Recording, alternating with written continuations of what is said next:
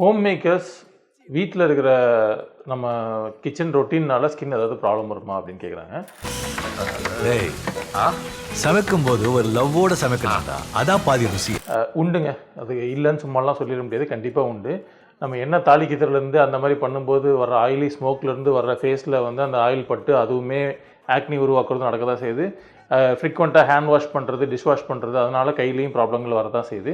So இதை avoid பண்ணுறதுக்கு என்ன பண்ணலாம் அப்படின்னு பார்த்தீங்க அப்படின்னா, க்ளோஸ்டு குக்கிங் பண்ணலாம். நம்ம ஒன் பாட் ஒன் ஷாட் இல்லைனா குக்கரில் குக் பண்ணுறது அந்த மாதிரி பண்ணிங்கன்னா ஆயில் நிறைய வெளில வராது, இந்த ஸ்மோக் நிறைய இல்லாமல் இருக்கும். ப்ராப்பர் எக்ஸாஸ்ட் ஃபேன் யூஸ் பண்ண ஆரம்பிக்கலாம். இதுக்கு பக்கத்தில் போகாமல் இருக்கலாம். கை கழுவும் போது இல்லை ஹேண்ட் வாஷ் பண்ணும்போது, டிஷ் வாஷ் பண்ணும்போது இவ்வளோ தூரத்துக்கு இருக்கிற பெயிண்டர்ஸ் க்ளவுஸ் யூஸ் பண்ணலாம். ஸோ இதெல்லாம் பண்ணுறதன் மூலியமாக உங்கள் ஸ்கின்னை நீங்கள் பாதுகாத்துக்கலாம். மைக்ரோவேவ் ஓவன் குக்கிங் இல்லைனா one pot one shot cooking அதெல்லாம் பார்த்தீங்கன்னா அந்த மாதிரி ஸ்மோக் அந்தளவு இருக்காது. பட் ரெகுலர் குக்கிங் நம்ம இந்தியன் குக்கிங்கில் வந்து அந்த ஸ்மோக் நிறைய அடிக்கிறதுனால அதனால் ஃபேஸில் ப்ராப்ளம் வரத்தான் செய்யும். ஸோ அது இல்லாமல் பார்த்துக்கும்.